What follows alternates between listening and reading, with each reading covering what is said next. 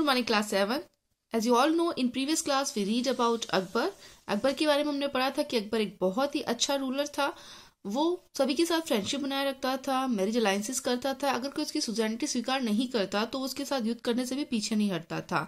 Now to be continue with it, today we read about religion. Akbar was a wise ruler, ये तो सबको पता है। अकबर बहुत ही बुद्धिमान रूलर था। He had a liberal outlook, उसका उदार दृष्टिकोण था। वो सभी रिलीजन को एक समान ही समझता था। He knew that the majority of his subject were Hindus, वो जानता था कि उसकी अधिकांश प्रजा हिंदू थी। So he had to adopt a policy of tolerance and peaceful coexistent, इसलिए उसने एक पॉलिसी अडॉप्ट की थी। टॉलरेंस मतलब सहनशीलता और पीसफुल मतलब सभी के साथ में वो शांतिपूर्ण तरीके से रहना चाहता था। So he treated the people of all religion on an equal footing and deal with them on merit, इसलिए उसने सभी धर्मों के लोगों को बराबर समझा और उनको उनके गुणों के आधार पर ही जो है उनके साथ डील की। He was of the view that religion is a private matter of an individual, उसका ये तर्क था कि किसी भी व्यक्ति का रिलीजन उसका एक प्राइवेट मैटर होता है, उसमें किसी को इंटरफेयर करने की कोई जरूरत नहीं होती। He gave them freedom to worship as they like, वो उन्हें फ्रीडम देता, जैसे वो पूजा करना चाहते हैं वैसे वो कर सकते हैं। In order to manifest his secular outlook, Akbar abolished the pilgrim tax and jizya, which were imposed on the Hindus. इसी के लुक को देखते हुए, सेक्युलर लुक को देखते हुए अकबर ने यह जाहिर किया कि अकबर ने पिलग्राम टैक्स और जजिया कर को खत्म कर दिया जो कि हिंदुओं पर लगाए गए थे। He abolished the practice of converting the prisoners of war to Islam forcibly. उसने प्रिजनर्स को जबरदस्ती इस्लाम में कन्वर्ट करने की प्रथा को भी समाप्त कर दिया। He participated in the Hindu festivals and allowed them to be celebrated in his palace. उसने हिंदू फेस्टिवल्स में पार्टिसिपेट किया और हिंदुओं को ये अलाउड दिया कि वो उसके महल में भी सेलिब्रेट कर सकते हैं। He allowed his Hindu queens complete religious freedom. उसने अपनी हिंदू क्वींस को भी अलाउ किया कि वो अपने रिलीजियस फ्रीडम के लिए बिल्कुल पूरी तरह से फ्री है, वो कोई भी रिलीजियस अपना सकती हैं। He got the Hindu sacred text translated into Persian so that the ideas were communicated between communists. उसने हिंदू जितने भी ग्रंथ थे उनको ट्रांसलेट किया था पर्शियन में, क्योंकि उसकी जो आइडियाज थे वो सबके साथ में कम्युनिकेट करना चाहता था कम्युनिटीज के बीच में। He never interfered with the building of temples and even gave grants to them. उसने कभी भी इंटरफेयर नहीं किया बिल्डिंग्स और टेम्पल्स बनाने के लिए, और इसके साथ में वो दान भी दिया करता था। Akbar's secular outlook made him take interest in different religious, Akbar का यही सभी धर्मों को एक समान देखने की जो उसकी बहुत ही अच्छी एक चीज थी, उसकी वजह से वो अलग अलग रिलीजन में भी इंटरेस्ट लेने लग गया था। ही गॉट द इबादत खाना the hall of worship built at Fatehpur Sikri, उसने इबादत खाना बनाया था जो कि हॉल था वर्शिप के लिए, वो फतेहपुर सिकरी के अंदर बनाया गया था। बिगनिंग में उसने इनवाइटेड किया था ओनली मुस्लिम स्कॉलर्स को, लेकिन बाद में उसने स्टार्ट कर दिया था इनवाइट करना अलग अलग धर्मों के स्कॉलर्स को भी, ताकि वो उनको उनके रिलीजियस के बारे में भी बता सके और डिस्कस कर सके रिलीजियस को लेके उनके मेंबर्स के साथ। After learning the basic principle of all religions he came to be conclusion that all religion possess the similar principles of peace, love and mutual respect. सभी धर्मों के जो बेसिक सिद्धांत है उसको सीखने के बाद उसने ये निष्कर्ष निकाला कि सभी धर्मों के अंदर प्रिंसिपल तो सेम है, सिद्धांत तो सेम होते हैं। सभी धर्म शांति चाहते हैं, प्यार चाहते हैं और आपस में एक दूसरे की रेस्पेक्ट चाहते हैं। So he decided to found a new path called Din Ilahi और the faith of one God, इसीलिए उसे डिसाइड किया एक नया पाथ जिसको दीन इलाही या एक ही भगवान में विश्वास करना कहा जाता है।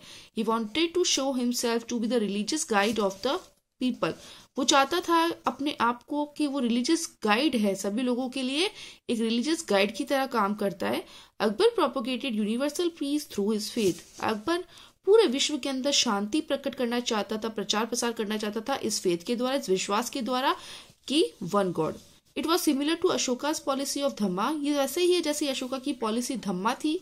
ही never forced anybody to join this faith, उसने कभी भी किसी को भी फोर्स नहीं किया कि उसके इस विश्वास में वो उसको ज्वाइन करे। Raja Birbal join this faith but Raja Man Singh openly disapproved of it. Raja Birbal ने इस फेथ को ज्वाइन किया था। जैसे कि अकबर बीरबल की आपने कहानियां सुनी होगी कि बीरबल जो थे वो बहुत ही बुद्धिमान थे, अकबर को वो उचित सलाह देते थे, उनके दरबार में सबसे ज्यादा विद्वान वही थे।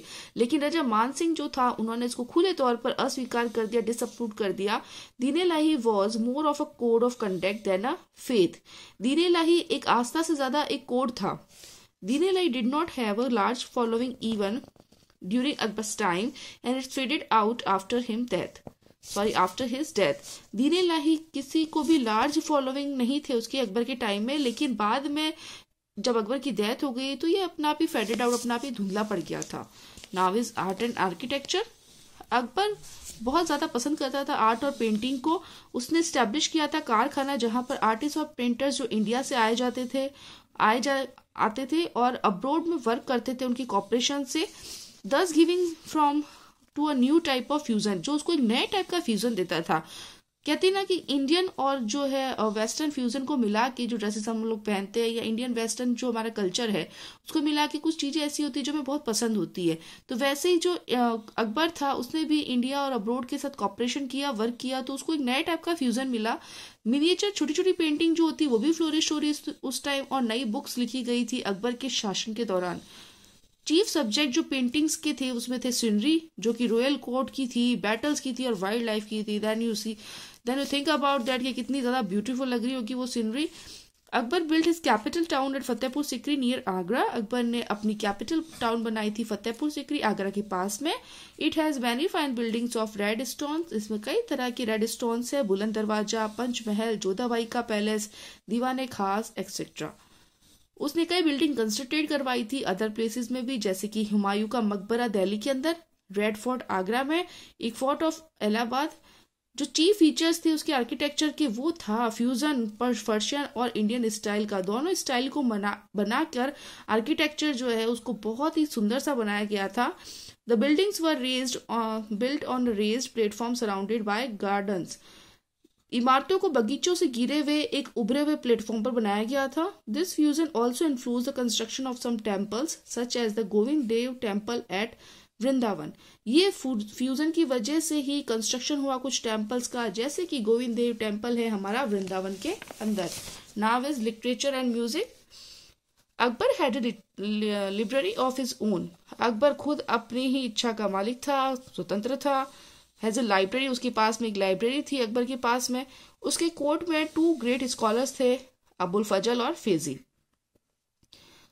अबुल फजल ने बायोग्राफी लिखी थी अकबरनामा, और उसी के साथ में उसे रामायणा और महाभारत को ट्रांसलेट किया था पर्शियन में। यानी अकबर के खुद के पास में अपनी एक लाइब्रेरी भी थी जिसके अंदर आप देख सकते हैं कि फेजी ने भी कुछ लिखा है, अकबरनामा लिखा है। Some of the important poets during his rule were Vallabhacharya, Keshavdasa, Rahim, Tulsidas और सूरदास।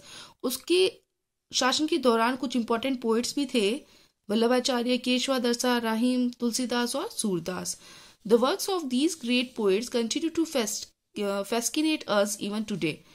इन ग्रेट पोएट्स का वर्क अभी भी आज भी हमें मोहित करता है।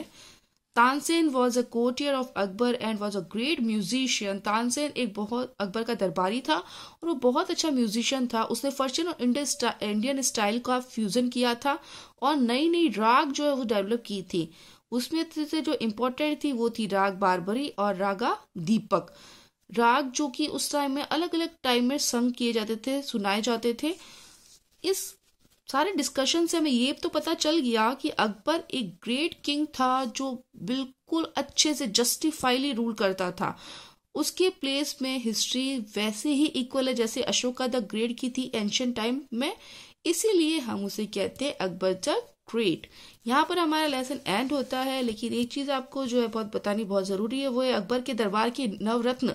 अकबर के दरबार में 9 रत्न थे, राजा मान सिंह, बीरबल, तानसेन, मुल्ला दो प्याजा, हमीम हुआम, अब्दुल रहीम खाने खाना, राजा टोडरमल, फेजी और अबुल फजल। ये 9 रत्न उसके दरबार की शोभा बहुत ही अच्छी बढ़ाते थे। All right then, your lesson is ending here. Again हम लोग मिलते हैं नेक्स्ट क्लास में। Till then, thank you. Have a nice day.